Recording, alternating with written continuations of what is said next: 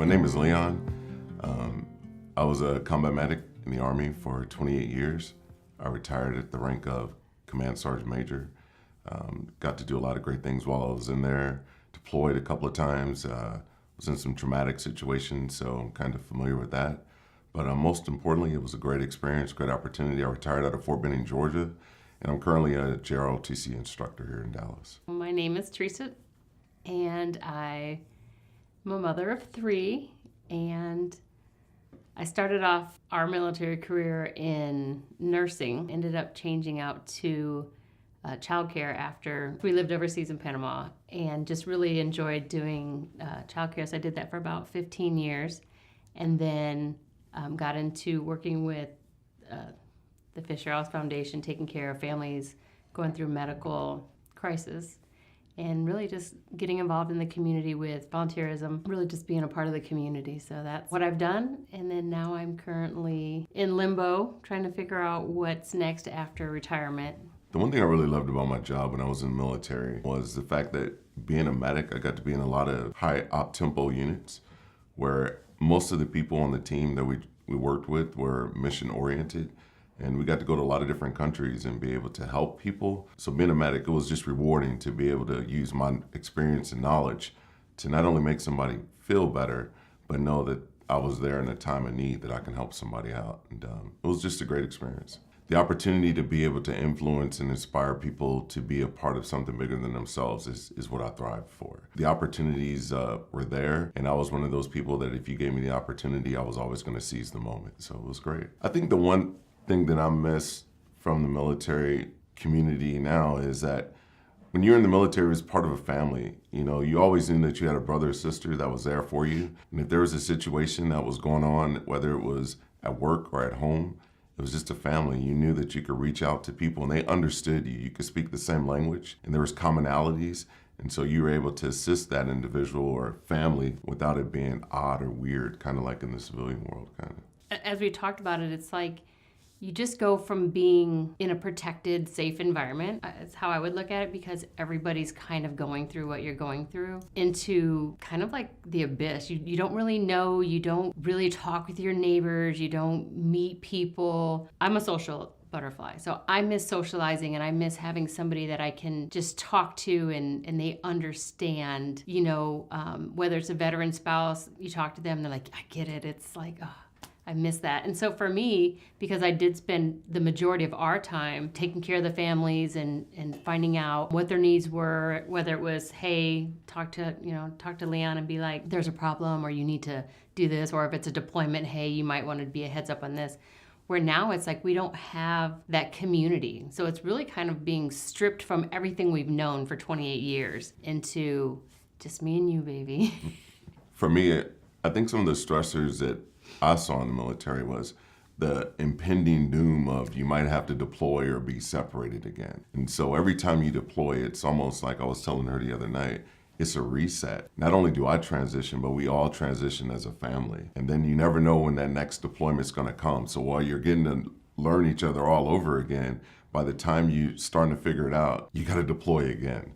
So that was probably one of the biggest challenges and stressors for me as a service member, I think. Just the transitioning time and having to do it over and over and over again. And by the time you reset, you're about to roll out and go again. I'd say for me, it was trying to keep everything normal.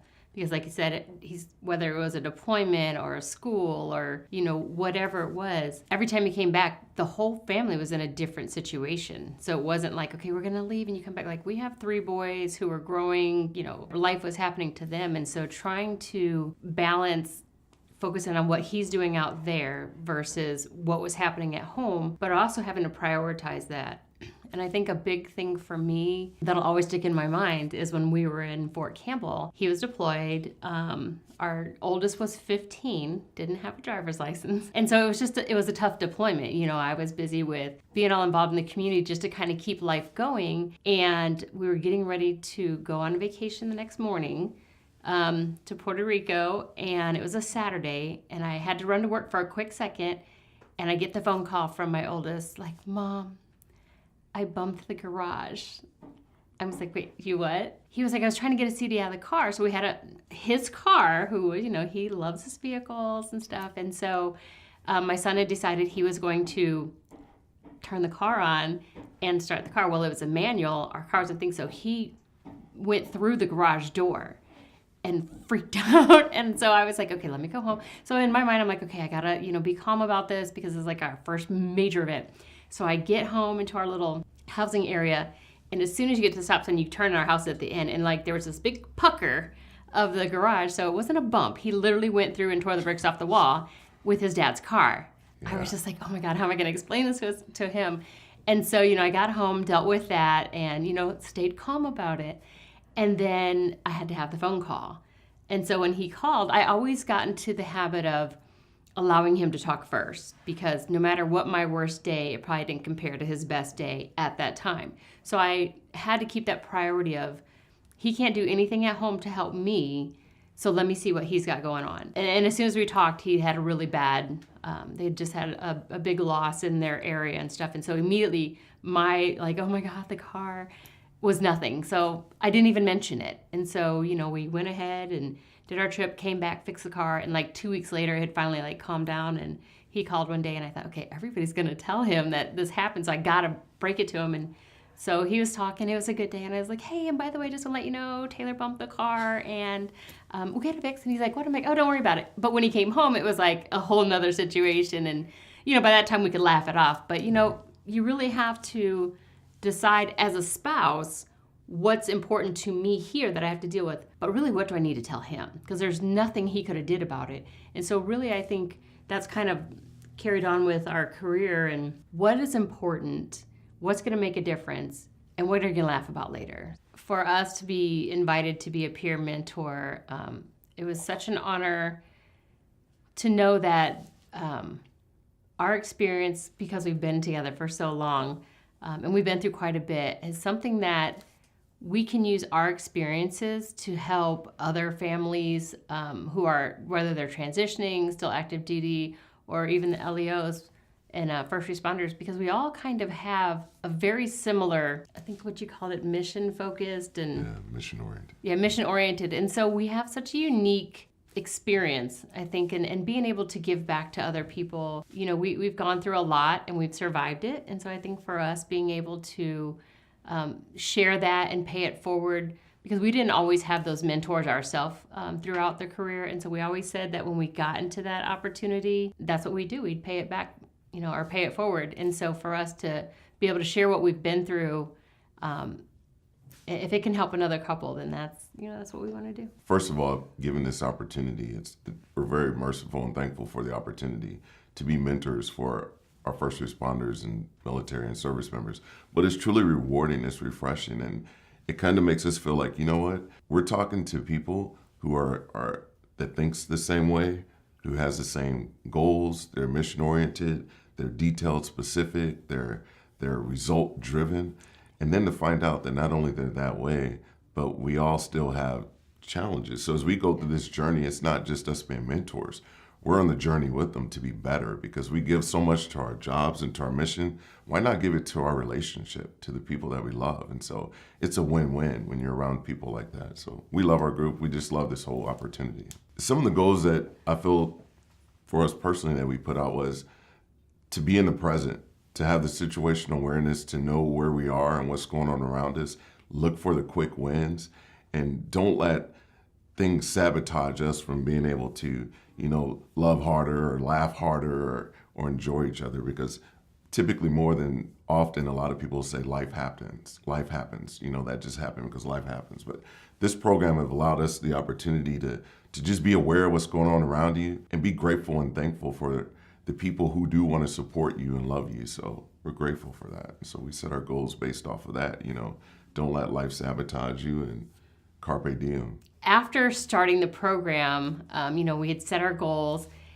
There's always something that's going to, creep up or sabotage it. And so for us, it was another transition. So, we started it off like, oh, we're going to do this. We're finally together after 28 years, and, we got it. And then literally, I think like a month later, it's like, oh, we're going to separate and do this, Geo Bachelor thing again. And so for us, we had to be even more cognizant and present, as he said, in saying, okay, we have to work harder because once again, we're going to be in different locations. So for us to stay true to what we wanted to do, it made it harder because we didn't get to just take advantage of like, oh yeah, we're going to do, like we had to schedule time because his schedule completely changed. I was doing something totally different. And so you didn't have that, the ability to just kind of lazily be like, oh yeah, we're going to do our homework, or yeah, we're going to do this.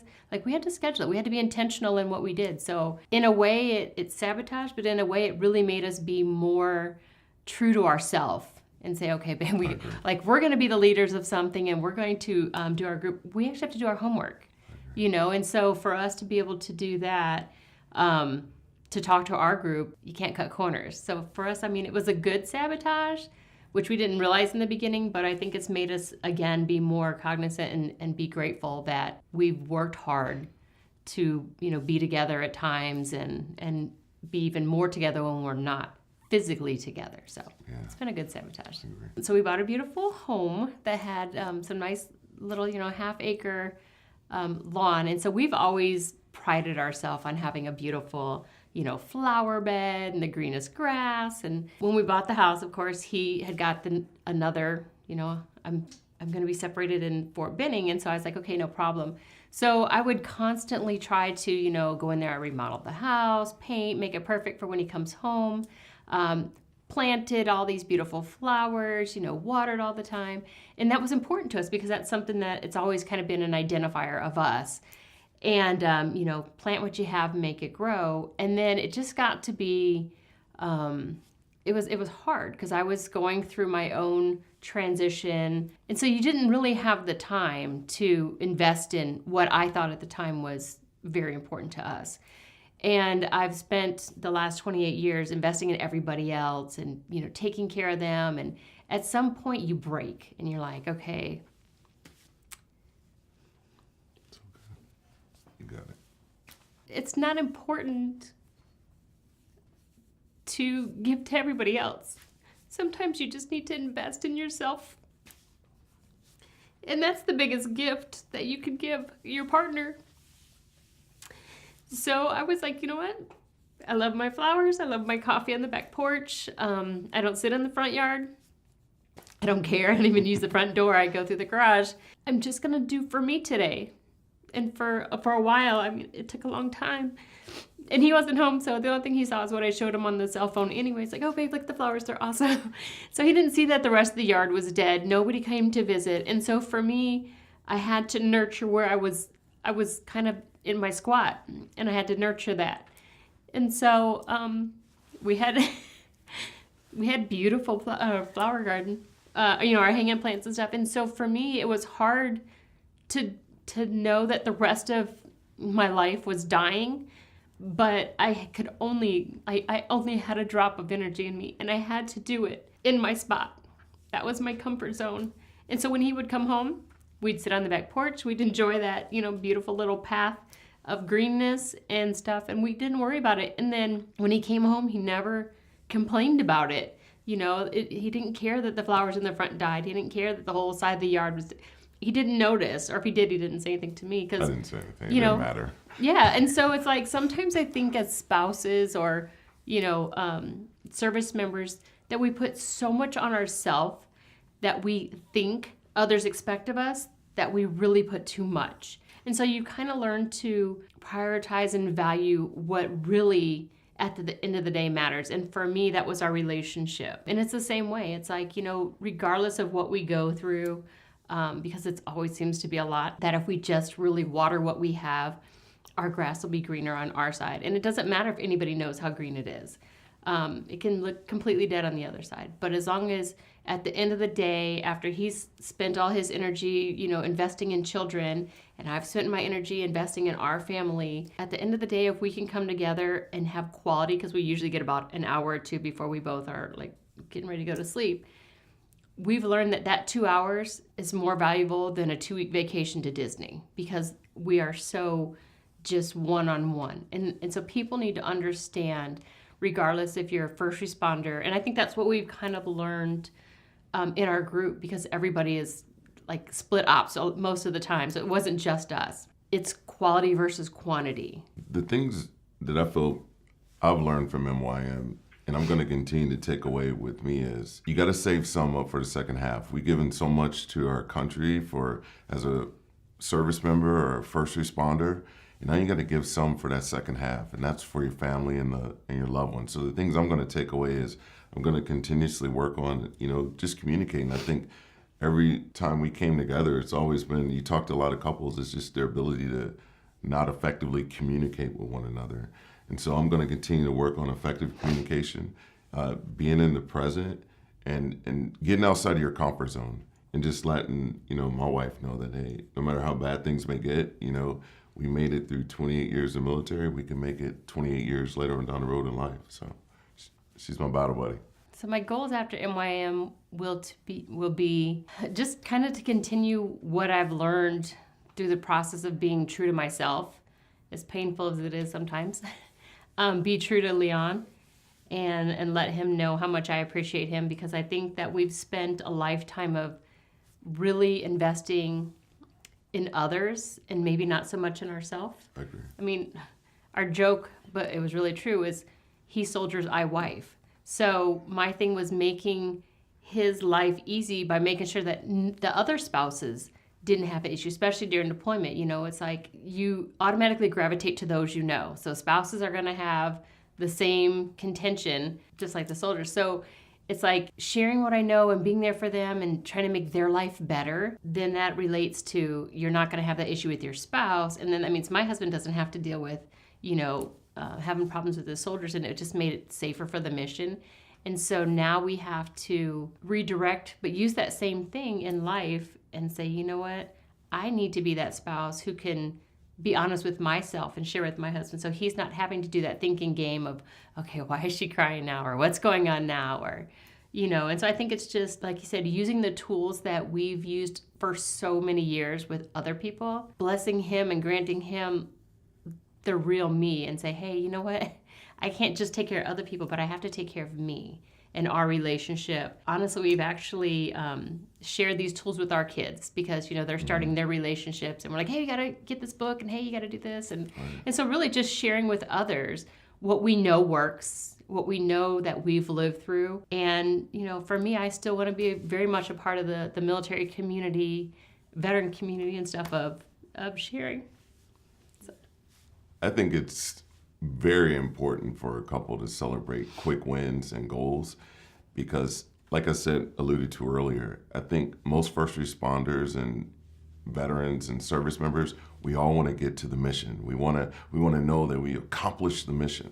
And so to be able to have goals in your marriage and then you accomplish them, we need to get excited about those just as much as we get excited about doing our jobs. And so this program just highlights all that, and I'm so grateful. We're both grateful for it. The one thing I would say to a couple who's considering or contemplating wanting to be a peer mentor or a leader in this great foundation, the first thing I would say is, one, most of the individuals in that room, whether you're a first responder, you're a first responder wife or a veteran wife, we're leaders by nature. Most of us are. There's leadership inside of us. There's greatness inside of all of us. And so what I would tell people is, we live in a world where a lot of people just need somebody who's going to believe in them or say that, you know what, I understand you.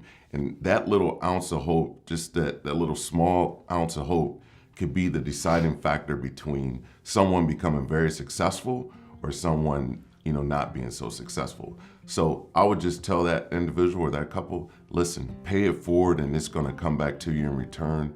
And this is a great platform for you to be able to give and help other, families out and people who's sacrificed for their country. So be motivated about it, be fired up about it, because we need people like that that's going to help be a part of change.